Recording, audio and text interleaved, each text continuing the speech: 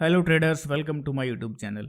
इस वीडियो में हम जानेंगे कि हमारे लिए कौन सा ट्रेडिंग स्टाइल सूटेबल है, कैसे हमें एक ट्रेडिंग स्टाइल को चूज करना चाहिए अपने डिजायर्ड रिटर्न्स को जनरेट करने के लिए। और इस वीडियो के एंड में मैं आपको बताऊंगा कि किस तरीके से आप डिजायर्ड रिटर्न मार्केट से जनरेट कर सकते हैं।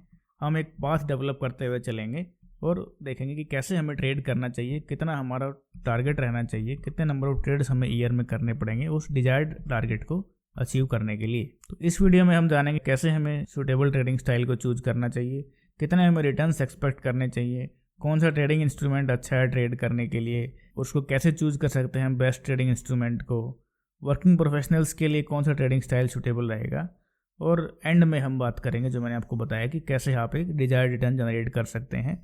एक नंबर हमारे सबके दिमाग में रहता है कि हमें एनुअली 30% रिटर्न जनरेट करना है, बट उसको कैसे करना है, उसके लिए हमें क्या करना पड़ेगा, कितने नंबर ऑफ ट्रेड्स लेने पड़ेंगे, उन ट्रेड्स में हमारा टारगेट क्या रहेगा, कैपिटल एलोकेशन क्या रहेगा, ये किसी के पास इन्फॉर्मेशन नहीं होती, ना हम उस पर काम करते हैं। तो इसको भी हम इस वीडियो के एंड में देखने वाले हैं। तो वीडियो को स्टार्ट करने से पहले 1-2 मिनट में आपका समय लेना चाहूँगा, जिसमें हम बात करेंगे एक स्टॉक ट्रेडर की जर्नी को। तो अगर आप स्टॉक ट्रेडिंग को अपना कैरियर बनाना चाहते हैं या फिर सेकंड सोर्स ऑफ इनकम बनाना चाहते हैं, तो आपके लिए बहुत ज़रूरी है कि एक प्रोसेस, एक पाथ आपको डेवलप करना पड़ेगा कि मुझे किस तरीके से मार्केट को अप्रोच करना है। तो जनरली अगर हम देखें तो हर स्टॉक ट्रेडर की एक जर्नी होती है, लगभग सभी की जर्नी वो सिमिलर होती है, वैसे ही कुछ मेरी भी रही है।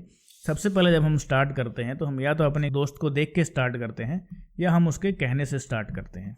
हम एक छोटा सा कैपिटल लेके आते हैं और बहुत कम समय में बहुत बड़े रिटर्न जनरेट करने की उम्मीद वहाँ से लेकर के आते हैं और हम स्टार्ट करते हैं ट्रेडिंग टिप्स के बेसिस पे, और बहुत जल्द ही हम अपने अकाउंट को वहाँ पे खाली कर देते हैं। इसके बाद जब हम एक बार मार्केट को पैसे दे चुके होते हैं तो हमारी इच्छा होती है कि नहीं, हम उस पैसे को रिकवर करें, और हमें एहसास होता है कि नहीं, हमें कुछ नॉलेज होनी चाहिए ट्रेडिंग करने के लिए, हम खुद से ट्रेडिंग करेंगे। उस नॉलेज को ढूंढते ढूंढते हम पहुँचते हैं यूट्यूब पे, और यूट्यूब पे हम बहुत सारे क्रिएटर्स की नंबर ऑफ वीडियोज़ को वहाँ पर देखते हैं और नंबर ऑफ स्ट्रेटजीज वहाँ से हम सीखते हैं। फिर हम उन स्ट्रेटजीज को अप्लाई करते हुए चले जाते हैं और यहाँ पर भी हम काफ़ी टाइम के बाद नॉन प्रॉफिटेबल यहाँ पर रहते हैं। तो दोनों टाइम अनसक्सेसफुल रहने के बाद हम थर्ड ट्राई करते हैं कि हम कुछ बुक्स मार्केट से रीड करते हैं और कुछ पेड कोर्सेज भी कभी कभी ज्वाइन कर लेते हैं, और इस प्रोसेस में हमें तीनों प्रोसेस को कंप्लीट करने में लगभग 2 से 3 साल का समय लग जाता है। अब 2 से 3 साल तक का टाइम खर्च करके, 2 से 3 साल तक का अपना पैसा खर्च करके 2 से 3 बार हम अकाउंट खाली कर देते हैं। उसके बाद भी जब नॉन प्रॉफिटेबल रहते हैं तो मेजॉरिटी ऑफ द ट्रेडर्स यहीं पे गिव अप कर देते हैं। बल्कि सच्चाई तो ये है कि अभी तक आपने अपना कोई प्रोसेस डेवलप ही नहीं किया है, आपका मार्केट को लेकर कोई ऑब्जर्वेशन नहीं है कि कैसे हम ट्रेड कर सकते हैं, आपके पास कोई एज नहीं है कि जिसको आप ट्रेड करें बार बार, या जिसको आपने ट्रेड किया हो लगभग 50 से 100 बार। ये सब स्टार्टिंग भी आपने तरीके से नहीं किया और आप यहाँ पे उससे पहले ही गिव अप कर देते हैं। तो अगर आपको अपना 2-3 साल का समय बचाना है और उतना पैसा वेस्ट होने से बचाना है, तो बहुत ज़रूरी है कि आप स्टार्टिंग से ही एक ट्रेडिंग स्टाइल को अडॉप्ट करें और एक नॉलेज बेस अपना डेवलप करें, जिसको यूटिलाइज करके आप बहुत ही कम टाइम में कंसिस्टेंटली प्रॉफिटेबल हो सकें। मेरा नाम है अनिल मोहिल और मैं एक स्विंग ट्रेडर हूं। मैं वाइकॉफ मेथोडोलॉजी ऑफ ट्रेडिंग को प्रैक्टिस करता हूं और इस चैनल के थ्रू सेम कॉन्सेप्ट्स आपके साथ शेयर कर रहा हूं। मैं आपकी इस चैनल के थ्रू उस प्रोसेस को बिल्ड करने में और ट्रेडिंग स्किल्स को डेवलप करने में मदद करने वाला हूँ।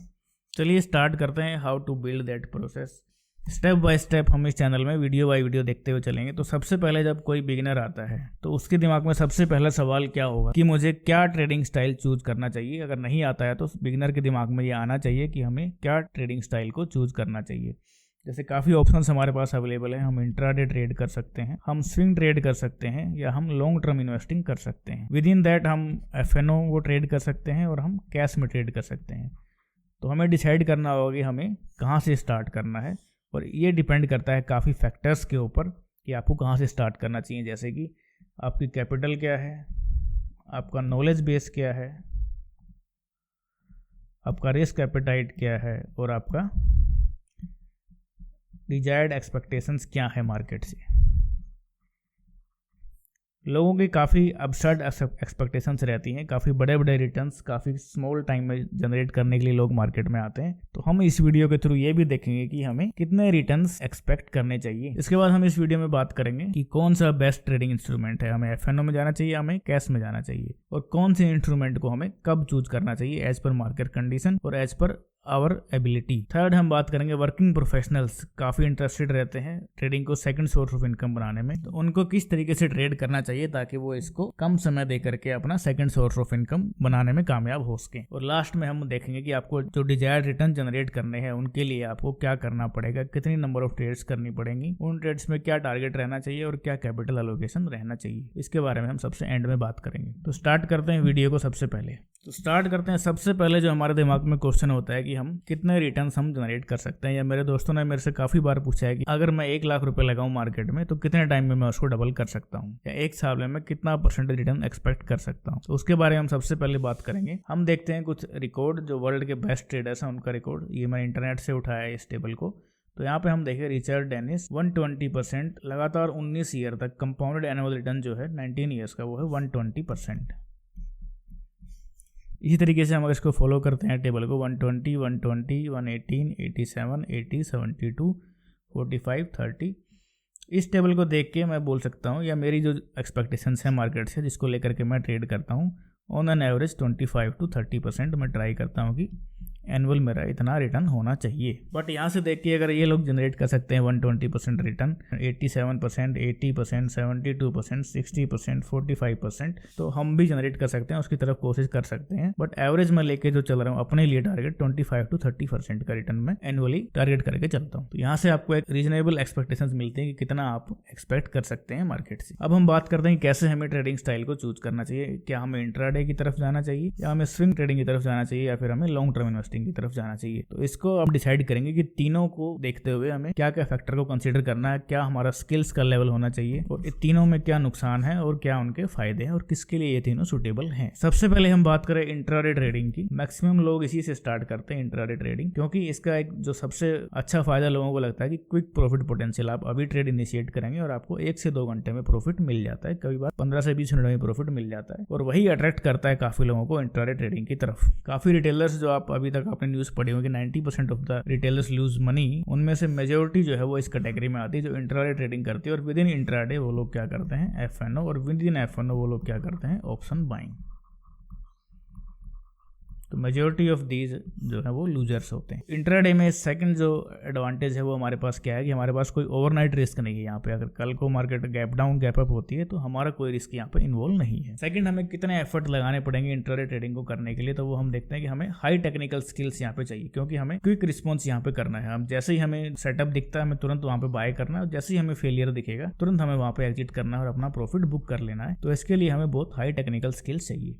Second, continuous monitoring. अगर हमें इंट्राडे ट्रेडिंग करनी है तो हमें लगातार स्क्रीन के सामने बैठना पड़ेगा। तो ये जो एक चीज है कंटिन्यूस मॉनिटरिंग, ये इसको रिस्ट्रिक्ट कर देती है वर्किंग प्रोफेशनल्स के लिए, क्योंकि हम उसको करने में कामयाब नहीं हो सकते हैं। लगातार हम नहीं बैठ सकते हैं। हमें क्या पता सेटअप किस टाइम बने। हम 2 घंटे दे पाते हैं, सेटअप इवनिंग में बने, हम मॉर्निंग में टाइम दे पाएं, या सेटअप मॉर्निंग में बन जाए, हमारे पास टाइम इवनिंग में होता है, तो कंसिस्टेंटली हम ट्रेड यहाँ पे नहीं कर सकते। थर्ड जो इसमें एफर्ट आपको लगता है क्विक डिसीजन मेकिंग। आपको जैसे ही आपको सेटअप बनता है तुरंत आपको ट्रेड लेना है, जैसे ही आपको फेलियर दिखता है तुरंत आपको वहां से एग्जिट करना है। तो यही हेल्प करता है इंट्राडे ट्रेडर को सर्वाइव करने के लिए। फोर्थ जो हमें चाहिए, इसमें स्ट्रिक्ट रूल हमें यहाँ पे बनाने पड़ते हैं। क्या हमारा पोजीशन साइज होगा, क्या हमारा स्टॉप लॉस होगा, और क्या हमारा टारगेट रहेगा, और उससे हमेशा स्टिक करना रहता है। एक बार हम फेल करते हैं और हम काफी ट्रेड्स का प्रॉफिट यहाँ पे लूज कर सकते हैं। फोर्थ चीज जो हमें एंड ऑफ द डे पे स्कैनिंग करनी होती है कि हमें कल के लिए ये 10 स्टॉक्स हमने चूज किए कि ये कल परफॉर्म कर सकते हैं, इनमें कल अच्छा मूव आ सकता है। उनमें से जो भी मूव करना स्टार्ट करता है अगले दिन हम उसमें ट्रेड लेना स्टार्ट कर देते हैं। तो यहाँ से आपको ये पता लग गया होगा कि इस सब प्रोसेस में स्ट्रेस का जो लेवल है और प्रेशर जो है वो काफी हाई है, क्योंकि आपको बहुत छोटे टाइम में डिसीजन लेने हैं और बहुत रूल्स के साथ स्ट्रिक्ट होकर चलना है। कोई भी रूल आप ब्रेक नहीं कर सकते यहाँ पर। सेकंड चीज क्या, फ्रीक्वेंटली इन और आउट होते हैं। आप दिन में 3 से 4 ट्रेड यहाँ पे करते हैं, तो आपकी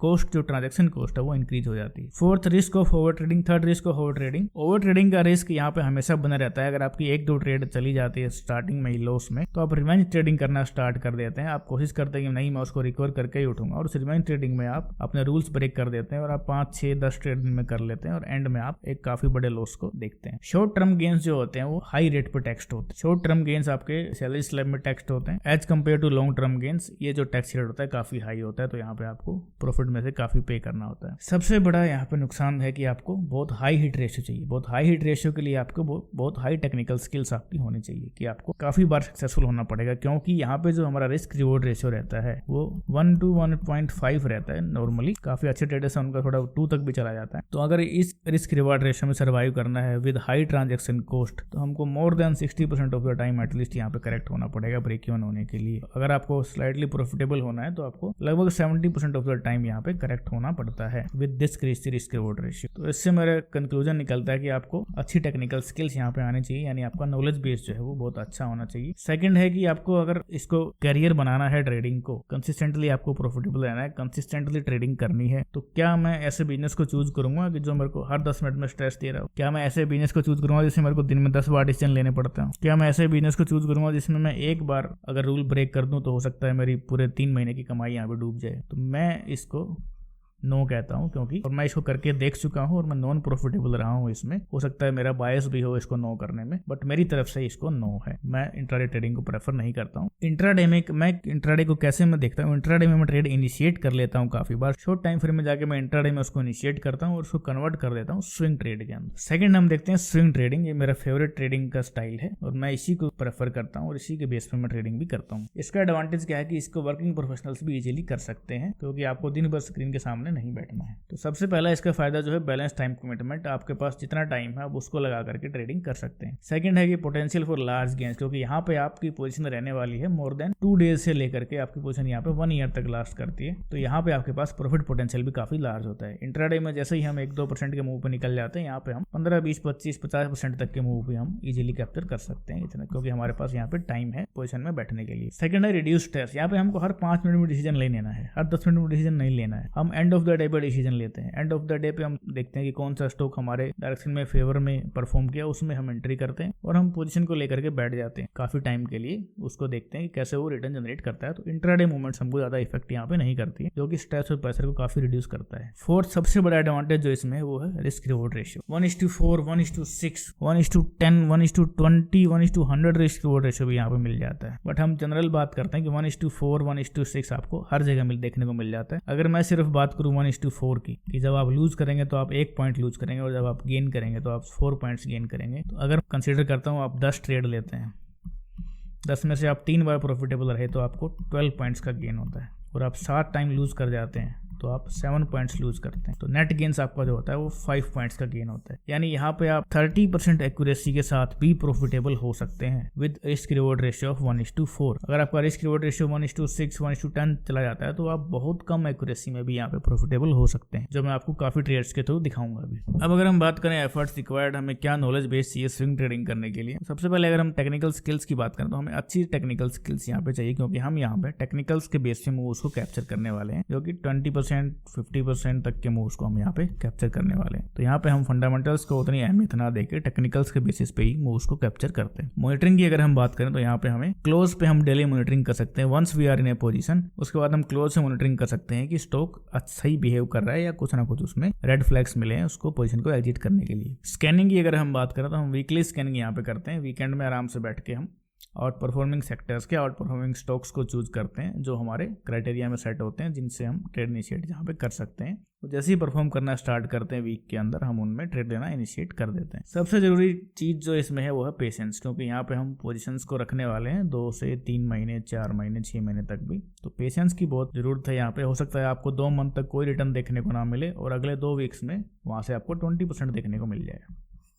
पेशेंस यहाँ पे बहुत जरूरी है आपको स्विंग ट्रेडिंग करने के लिए। इकलौता जो रिस्क है स्विंग ट्रेडिंग में वो है ओवरनाइट रिस्क, कि आप जैसे ही आप पोजीशन लें और ओवरनाइट गैप डाउन हो जाए 10% का, तो वो आपके पास एक रिस्क है जिसको भी हम मैनेज कर सकते हैं, क्योंकि हम पोजीशन साइज को उस तरीके से यूटिलाइज करेंगे कि अगर 10% भी गैप डाउन होता है तो वो हमें इमोशनली इम्पैक्ट ना करे। जब हम स्विंग ट्रेडिंग की बात करते हैं तो हम ऐसे स्विंग्स को कैप्चर करने की बात करते हैं, जैसे ही आपके पास swing number 1, swing number 2, swing number 3। हम चाहे तो हम ये शॉर्ट स्विंग्स भी ट्रेड कर सकते हैं, बट मेनली फोकस जो है मेरा यहाँ पे दिखाने के लिए इन स्विंग्स के ऊपर। तो स्विंग नंबर 1 को अगर हम देखें तो लगभग 37% का ट्रेड यहाँ पे हमें 35 ट्रेडिंग डेज में, 20% इन 16 trading days and 33% in 61 trading days, जो कि एक बहुत ही अच्छा रिटर्न यहाँ पे हम देख सकते हैं। लेटेस्ट एग्जाम्पल मैं आपके साथ जो मेरा भी एक ट्रेड रहा है अगर मैं शेयर करूँ आपके साथ में, तो ये अर्चिन केमिकल्स का था, जो कि 28% return with in 15 trading days. मेरा एंट्री पॉइंट जो यहाँ पे था, ये रेड कैंडल मेरा एंट्री पॉइंट था। क्यों मैंने यहाँ पे एंट्री करी, क्या देख के एंट्री करी, उसको हम जब स्किल्स डेवलप करने की बात करेंगे, जब हम वॉल्यूम और प्राइस को पढ़ना स्टार्ट करेंगे तो वहाँ पे मैं आपको सिखाऊंगा। बट ये मैं आपको एक ट्रेड के एग्जांपल से कि किस तरीके के ट्रेड्स हमें देखने को मिलते हैं स्विंग ट्रेडिंग में, कितना टाइम उसको डेवलप होने में लगता है, इसके बारे में हम एंड में बात करेंगे। लास्ट देखते हैं long term investing. Long term investing भी मेरा फेवरेट है, तो मैं कुछ स्विंग ट्रेड इनिशिएट करता हूँ और कुछ पोजीशंस को मैं as a long term campaign अपने अकाउंट में रखता हूँ। वो डिपेंड करता है कि उसके पीछे का बेस कैसा है, तो उसको देख करके मैं ट्रेड को इनिशिएट करता हूँ। लॉन्ग टर्म में जो सबसे बेटर एडवांटेज है वो है कंपाउंडिंग। कंपाउंडिंग को मैं आपको एक बार रियलाइज़ करवाता हूँ कि कैसे कंपाउंडिंग लॉन्ग टर्म में काम करती है। सपोज आपने एक स्टॉक लिया था 3 साल पहले, जो कि उसका प्राइस था उस समय 100 रुपये। अब ये स्टॉक वहाँ से चला गया है 500 रुपये 3 से 4 साल के अंदर, 5x आपका हो गया है। अब अगर यहाँ से ये स्टॉक 10% मूव करता है, या सिर्फ 50 रुपीज़ मूव करता है, तो आपका जो ओरिजिनल इन्वेस्टेड अमाउंट है उसके ऊपर जो रिटर्न होगा वो कितना होगा,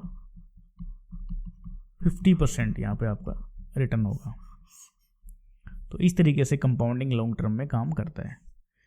सेकंड जो इसमें एडवांटेज है, लोअर ट्रांजैक्शन कॉस्ट, क्योंकि हमने एक पोजीशन ली है और वो पोजीशन हमारे 2 से 3 साल तक लास्ट करती है। और टैक्स रेट भी लॉन्ग टर्म में काफ़ी कम रहते हैं as compare to short term. Stress और प्रेशर तो इसमें बिल्कुल है ही नहीं। हम एक ट्रेड इनिशिएट करते हैं और हमारा एक स्टॉप लॉस रहता है, उसको हम सिस्टम में डाल करके आराम से रह सकते हैं। अगर स्टॉप लॉस गया तो गया, अदरवाइज हमारी जो ट्रेड है वो 2-3 साल तक यहाँ रहने वाली है और हमें बहुत ही बड़ा रिटर्न यहाँ पर जनरेट करने वाले हैं। इसके लिए हमें स्किल सेट क्या रिक्वायर्ड है, हमें फंडामेंटल्स की नॉलेज भी चाहिए। हमें फंडामेंटल्स की नॉलेज चाहिए कि अच्छा कमिटमेंट हमें बिल्ड हो, अच्छा हमें कॉन्फिडेंस बिल्ड हो हमारे ट्रेड के अंदर, और हम उसमें छोटे मोटे करेक्शंस को इग्नोर कर सकें, लंबे टाइम तक वहाँ पे हम सस्टेन कर सकें। सेकंड, हमें टेक्निकल नॉलेज चाहिए कि हम बेटर एंट्री वहाँ पे ले सकें। बट टेक्निकल नॉलेज अगर कुछ कम भी रहती है तब भी हम उसमें सर्वाइव कर सकते हैं, बस हमारा एक जो स्टॉप लॉस होगा वो थोड़ा बड़ा हो जाता है। टेक्निकल नॉलेज को इम्प्लांट कर करके हम यहाँ पर स्टॉप लॉस को काफ़ी हद तक रिड्यूस कर सकते हैं और हम प्लान कर सकते हैं क्वांटिटी कैसे कैसे हमें क्वांटिटी को एब्जॉर्ब करना है। इसमें अगर रिव्यू की बात करें तो प्रेफर करता हूँ जो मैं यहाँ पे मंथली या क्वार्टरली रिव्यू मैं यहाँ पे देखता हूँ, इन केस जब मेरा स्टॉप लॉस हिट नहीं हुआ हो। पेशेंस यहाँ पे सबसे रिक्वायर्ड है, क्योंकि यहाँ पे मेरी पोजीशन जो लास्ट करने वाली है वो 3-4 साल 5 साल तक भी कर सकती है। इकलौता नुकसान जो इसका है वो डिलेड रिटर्न, कि आपको 3 से 4 साल में रिटर्न देखने को मिलेंगे, बट वो रिटर्न्स काफ़ी वर्थ इट होते हैं। मैं आपको एग्जांपल अगर दिखाऊं तो यहाँ पर रिलायंस इंडस्ट्रीज़ का ये ट्रेड आप देखेंगे 2005 में जो डेवलप हुआ था, 1075% का रिटर्न, यानी कि ऑलमोस्ट 11x आपका यहाँ से स्टॉक हो जाता है एंट्री प्राइस से। मैंने यहाँ से एंट्री प्राइस से इसको कैप्चर किया है, ना कि बॉटम से। जो मेरा ये यहाँ पे स्टॉप लॉस रहता है, तो ये आप देख सकते हैं मेरा रिस्क टू रिवार्ड रेशियो इसमें क्या मिलता है, 63 बार। ये यहाँ पे मंथली चार्ट है। ये मंथली चार्ट के हिसाब से मैंने एंट्री को प्लान किया है। अगर हम शॉर्ट टाइम फ्रेम में जाकर के एंट्री करते हैं तो हम बहुत ही अच्छे प्राइस पे और बहुत कम स्टॉप लॉस पे यहाँ पे एंट्री कर सकते हैं, बट हम मंथली के हिसाब से यहाँ पे देखने वाले हैं। तो यहाँ पे मुझे 11x का रिटर्न मिलता है विद इन 63 मंथ्स। 63 मंथ्स यानी कि 5 years एंड 1 quarter। तो उसमें 11x का रिटर्न काफ़ी ट्रेमेंडस रिटर्न है। सेकंड ट्रेड अगर हम देखें तो 423%, यानी ऑलमोस्ट 4x का रिटर्न विद इन 39 बार, यानी कि 3 years एंड 1 quarter। 3 साल में आपकी पोजीशन यहाँ पे 4 गुना हो जाती है। तो ये काफ़ी अच्छे रिटर्न है। खाली देखने में लगता है कि नहीं लॉन्ग टर्म इन्वेस्टिंग करके कब तक हम पैसा बनाएंगे, लेकिन यह लॉन्ग टर्म इन्वेस्टिंग से काफ़ी अच्छा पैसा बनता है। बाकायदा आप ये जो कंसोलिडेशन रेंज है यहाँ पे आप ना फंसें। तो इसको कैसे आइडेंटिफाई करना है, कब मार्केट रेडी है, मार्केट को टाइमिंग कैसे कर सकते हैं हम कि मार्केट रेडी है अब एक बड़े मूव के लिए, तो ये हम सीखेंगे आने वाली वीडियोस में, जहाँ पे हम प्राइस और वॉल्यूम और बेस वगैरह को रीड करने की बात करेंगे। प्राइस स्ट्रक्चर को जब हम रीड करना स्टार्ट करेंगे तब हम वहाँ से सीखेंगे कैसे हम मार्केट को टाइम कर सकते हैं और इन मूव्स में फंसने से हम अवॉइड कर सकते हैं। सेकंड चीज़ जो आती है, अब इंट्राडे स्विंग और लॉन्ग टर्म इन्वेस्टिंग को हमने देख लिया। उसके बाद जो हमारे पास चॉइस रहती है कि हम कैश ट्रेडिंग करें या हम एफएनओ में जाएं और विद इन एफएनओ हम ऑप्शंस में जाएंगी, फ्यूचर्स में जाएं। तो इसके लिए हमें काफ़ी फैक्टर को कंसिडर करने की रिक्वायरमेंट है। सबसे पहला कि हमारे पास कैपिटल क्या है, हमारी नीड्स क्या है, सबसे ज़रूरी है कि आपके पास स्किल सेट कितना है, आपका रिस्क एपेटाइट कितना है।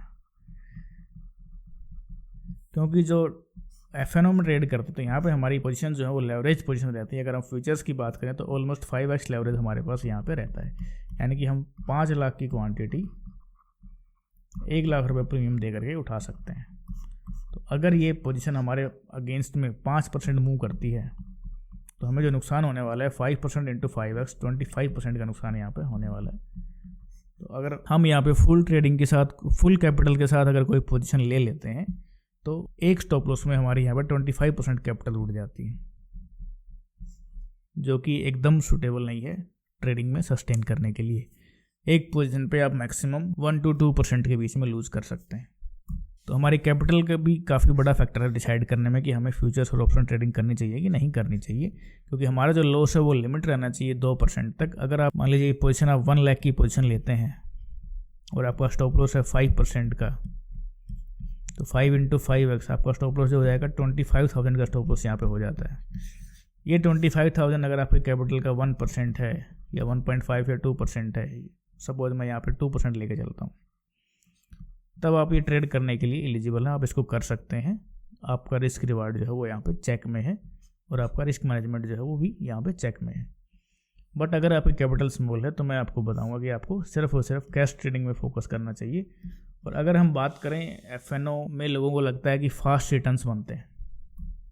काफ़ी स्किल ट्रेडर जो होते हैं वो लेवरेज पोजीशन को यूटिलाइज करके फास्ट रिटर्न बना सकते हैं। बट एज ए बिगनर्स की अगर हम बात करें तो अभी जिस FNO ट्रेडर को आप फॉलो करते हैं, जहाँ से आप यूट्यूब वीडियोस देखते हैं, जो भी आपने देखा हो, अगर आप उनसे पूछेंगे कि जेन्युइन जो FNO ट्रेडर्स हैं कि आप कितना % टारगेट करते हैं एनुअली, तो उनका भी रेंज जो रहता है वो लगभग 20 to 25% रहता है। तो जब अगर हम 20 to 25% कैश में भी इजीली अचीव कर सकते हैं तो हम इस हेडेक को फालतू में क्यों लें with low skill set. High skill set है तो आप लेवरेज को यूटिलाइज कर सकते हैं अपने फेवर में। ऐसे टाइमिंग भी आते हैं मार्केट में जहाँ पे आपको लेवरेज होने पे बहुत एडवांटेज मिलती है। बट मैं बात कर रहा हूँ एक बिगिनर और इंटरमीडिएट ट्रेडर के लिए। उनके लिए सबसे ज़्यादा जरूरी है कि आप सबसे पहले प्राइस स्ट्रक्चर को रीड करना सीखें, प्राइस को रीड करना सीखें, वॉल्यूम को रीड करना सीखें, मार्केट पार्टिसिपेंट्स के बिहेवियर को रीड करना सीखें। उसके बाद आप लेवरेज पोजीशन की तरफ बढ़े। ये मैंने आपको बताया कि आपको एनालिटिकल स्किल्स, आपके रिस्क मैनेजमेंट स्किल्स और आपकी कैपिटल और रिस्क एपेटाइट को आप कंसीडर करके ही डिसाइड कर सकते हैं कि आपको FNO में जाना चाहिए कि नहीं जाना चाहिए। अगर मैं बात करूँ कब हमें FNO ट्रेड करना चाहिए, ये मैंने कुछ सर्कल्स यहाँ पे किए हुए हैं, 1 2 3 4। दीज आर द मूवमेंट्स जहाँ पे, दीज आर द टाइमिंग्स जहाँ पे मूवमेंट जो होती है वो फास्ट होती है, मोमेंटम यहाँ पे जो होता है वो काफ़ी हाई होता है। इसको मैं आइडेंटिफाई करना चाहूँगा बिफोर हैंड कि कब ये मूव होने वाला है, और वहाँ पे मैं एक लेवरेज पोजीशन के साथ एंटर करना चाहूँगा। अगर मैं आपको एग्जांपल दिखाऊँ कि कहाँ मेरे को लगता है कि ये मूव होना चाहिए, उसको हम कैसे आइडेंटिफाई कर सकते हैं, तो हमें वॉल्यूम और प्राइस और स्ट्रक्चर को हम रीड करके ईजिली आइडेंटिफाई कर सकते हैं। एक एग्जाम्पल अगर मैं आपको यहाँ पे शो करूँ तो यहाँ पे आपको एक डाउन मूव मिलता है और वॉल्यूम आप देखिए इसमें, इसके कंपेयर में तो वॉल्यूम काफ़ी रिड्यूस हो जाती है। ये दोनों कंपेरेबल नहीं है, बट फिर भी वॉल्यूम को कंपेयर करने के लिए मैंने आपको एक चीज़ दिखाई है। तो यहाँ पे आप वॉल्यूम देखिए, उसके बाद जो रैली आती है उस रैली में काफ़ी अच्छा मोमेंटम है। इसको अगर हम कंपेयर करें इस रैली को प्रीवियस रैलीज के साथ विद इन दिस रिएक्शन, ये एक बड़ी रिएक्शन है तो कुछ इस तरीके से डेवलप होती है। विद इन दिस रिएक्शन अगर हम इस रैलीज को कंपेयर करें, जैसे रैली नंबर 1, रैली नंबर 2 बहुत छोटी रैली है, rally number 3, rally number 4, rally number 5, rally number 6, rally number 7, rally number 8, rally number 9, rally number 10 और ये है रैली नंबर आपका 11। तो ये सबसे लार्जेस्ट रैली यहाँ पे होने वाली है। इसके साथ में अगर मैं वॉल्यूम सिग्नेचर को कंबाइन करता हूँ तो वॉल्यूम भी यहाँ पे कंपेयर टू दिस रैलीज बड़ा है। ये सजेस्ट करता है कि यहाँ पर इंस्टीट्यूशंस जो हैं बायर हैं। सेकंड चीज़ मुझे मिलता है यहाँ पे देखने को कि लोगों को यहाँ पे सेक आउट किया गया है। ये जो सेक आउट है ये हमारी कन्विक्शन को और भी इंक्रीज कर देता है। अब जो नेक्स्ट नेचुरल स्पॉट है हमारे पास जहाँ पे हमें सप्लाई देखने को मिलनी चाहिए वो है ये रेजिस्टेंस जोन्स। जैसे यहाँ पे प्राइस पहुँचा तो हम देखते हैं यहाँ पे सप्लाई किस तरीके की सप्लाई आपको देखने को मिलती है, वहाँ से किस तरीके की रिएक्शन डेवलप होती है। तो एक बहुत ही शैलो रिएक्शन डेवलप होती है जो इस रैली के सामने बहुत स्मॉल रिएक्शन है, और वॉल्यूम जो है इस रिएक्शन में ड्रास्टिकली डिक्रीज हो जाता है। ये सजेस्ट करता है कि अब यहाँ पे इंस्टीट्यूशन जो है सेलिंग नहीं कर रहे। जैसे यहाँ से रिवर्सल इनिशिएट होता है, अब हम यहाँ पे गैस करते हैं कि सप्लाई यहाँ पे मार्केट में नहीं है, सप्लाई डिक्रीज हो गई है। इनिशियली जो सप्लाई थी उसको एब्जॉर्ब कर लिया गया है। अब जैसी डिमांड पिकअप करेगी, जो मूवमेंट है वो शार्प होना चाहिए और हमारा जो फर्स्ट टारगेट होना चाहिए वो इस रेजिस्टेंस के आसपास कहीं ना कहीं होना चाहिए। यहाँ पे हम फिर से सप्लाई मीट कर सकते हैं। तो यहाँ पे हम अपनी पोजीशन इनिशिएट कर सकते हैं, जो पोजीशन हमारी लेवरेज पोजीशन होगी, और उसको हम यहाँ तक राइड कर सकते हैं। इस तरीके से काफ़ी हम चीज़ें देखेंगे कैसे हम वॉल्यूम और प्राइस को डिकोड करते हैं, किस तरीके से हम ट्रेड को इनिशिएट करते हैं और कहाँ पे चूज़ करते हैं लेवरेज पोजीशन। आने वाली वीडियोस में हम सब आपके साथ शेयर करेंगे। अब हम बात करते हैं स्विंग ट्रेडिंग के बारे में थोड़ा डिटेल्स में, कि जो मैंने आपको बताया था कि लास्ट में आपको एक ट्रिक बताऊंगा कैसे आप रिटर्न जनरेट कर सकते हैं। उसके लिए आपको किस तरीके की ट्रेडिंग करनी है, क्या आपका गेम प्लान होना चाहिए। अगर मान लीजिए आपके दिमाग में कोई नंबर है कि आपको 30% रिटर्न इस साल में बनाना है या 40% रिटर्न इस साल में बनाना है, तो उसको आपको कैसे अचीव करेंगे, कितने नंबर ऑफ ट्रेड्स लेंगे, हर ट्रेड में आपका क्या टारगेट रहेगा और कितना आपका कैपिटल डिप्लॉयमेंट रहेगा कि आपका रिस्क मैनेजमेंट हमेशा चेक में रहे। तो उसके बारे में हम थोड़ा सा मैथमेटिक्स देखते हैं। यहाँ पे मैंने परसेंटेज ऑफ कैपिटल डिप्लॉयमेंट पर ट्रेड यहाँ पे दिया है, आपका पोर्टफोलियो का परसेंटेज है, टोटल आपका इक्विटी का। यहाँ पे हम टारगेट परसेंटेज रखते हैं जो ट्रेड में हम एंटर किए हैं, उसमें मिनिमम टारगेट में यहाँ पे 8% लेके चल रहा हूँ। जैसे ही 8% मिलेगा हम वहाँ पे अपना प्रॉफिट बुक कर लेंगे। Number of trades per year अगर आप इस तरीके से 7 ट्रेड कर देते हैं तो आप लगभग 15% रिटर्न साल में जनरेट कर सकते हैं। 7 ट्रेड्स आपको कैप्चर करने, जिसमें 25% आपका कैपिटल एलोकेशन रहना चाहिए और आपको 8% जैसे ही मिलता है आपको प्रॉफिट बुक कर लेना। अगर आप ऐसा 7 बार रिपीट कर देते हैं तो आप 15% रिटर्न साल में बना लेंगे इजीली। तो 60 ट्रेड साल में 7 मूव ऐसे कैप्चर करना जो 8% तक जाएं, बहुत ही ईजी है। अगर आप देखें, अगर आप 1 लाख रुपए आपके पास हैं और आप एक पोजीशन में अगर 25,000 डालते हैं, तो जैसे ही आपका 8% बनेगा आपका होगा 2,000 रुपीज़। यानी कि एक ट्रेड आपके पोर्टफोलियो को 2% आपको यहाँ पे कर देती है। कंपाउंडेड अगर हम इसको करें तो 7 ट्रेड्स में ये ऑलमोस्ट 15% होता है। तो अगर हम इसी तरीके से इसको 9 बार रिपीट करते हैं साल में तो ये ऑलमोस्ट 20% हो जाता है। और अगर हम इसको 13 टाइम्स रिपीट कर देते हैं साल में तो ये 30% हो जाता है। और अगर हम इसको 17 टाइम्स रिपीट करते हैं तो ये 40% यहाँ पे हमें रिटर्न देखने को मिलता है। और 17 से अगर हम एक बार छोड़ दें तो 13 ट्रेड साल में ऐसे कैप्चर करना जिसमें हम 8% का मूव ले पाए, वो कंपैरेटिवली काफ़ी ईजी है। और हर टाइम आप देखेंगे हमारा सिर्फ 25% कैपिटल यहाँ पे इन्वेस्टेड है, 75% कैपिटल हमेशा हमारा अवेलेबल है, जिसको अगर हम ट्रेड में लगाते हैं तो इस कैपिटल को यूटिलाइज करके हमें खाली ब्रेक इवन होना है और इस कैपिटल से 25% से हमें 13 ट्रेड्स को कैप्चर करना है जो 8% का रिटर्न दे और हम फाइनली 30% बनाने में कामयाब हो जाएंगे। अब हम बात करें इसके अंदर रिस्क मैनेजमेंट चेक में है, तो एक बार हम देख लेते हैं। सबसे बड़ा रिस्क क्या होता है, जैसे आपने पोजीशन एंटर करी, नेक्स्ट डे 10% गैप डाउन हो गया, जो कि बहुत ही लो प्रोबेबिलिटी इवेंट होता है, बहुत ही रेयर देखने को मिलता है। 10% जैसे गैप डाउन होगा तो आपका 25% कैपिटल अगर आप एक साथ में लगा देते हैं तो आपका 2.5% का रिस्क यहाँ पे बनता है ओवरऑल पोर्टफोलियो पे, जो काफ़ी मैनेजेबल है। बट इसको भी हम मैनेज कर सकते हैं। वो कैसे कि हम एक बार में पूरी कैपिटल 25% ना लगाएं, इसको हम पार्ट्स में डिवाइड कर दें, 1/4, 1/4, 1/4, 1/4। सबसे पहले हमने 1/4 पोजीशन ली, जैसे ही हमारे फेवर में चलना स्टार्ट किया हमने एक और 1/4 पोजीशन वहाँ पे बिल्ड कर ली। या हम इसको ऐसे कर सकते हैं 50% पहले लगा दें, 50% फिर बाद में लगाएं। तो इस तरीके से हम रिस्क को कम कर सकते हैं।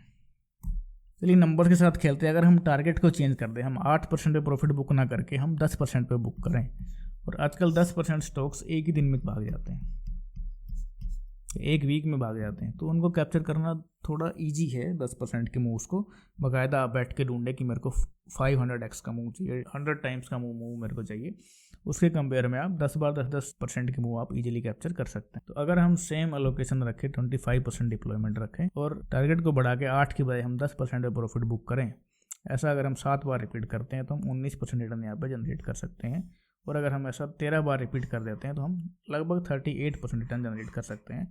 तो इन सबको देख के मैं बोल सकता हूँ कि 25 to 30% के बीच का रिटर्न जो है वो एक रीजनेबल रिटर्न है और हम इजीली उसको अच्छी टेक्निकल स्किल्स के साथ में इजीली उसको अचीव कर सकते हैं। आज की वीडियो में इतना ही। अगर आपको वीडियो पसंद आई हो तो वीडियो को लाइक करें और अपने दोस्तों के साथ शेयर करें, और ऐसी और लर्निंग वीडियोस देखने के लिए चैनल को सब्सक्राइब करना बिल्कुल ना भूलें। तो नेक्स्ट वीडियो में हम बात करेंगे जिसमें हम स्टार्ट करेंगे चार्ट रीडिंग के बेसिक्स को सीखना। तो चार्ट रीडिंग के बारे में हम अगली वीडियो में मिलते हैं, तब तक के लिए धन्यवाद।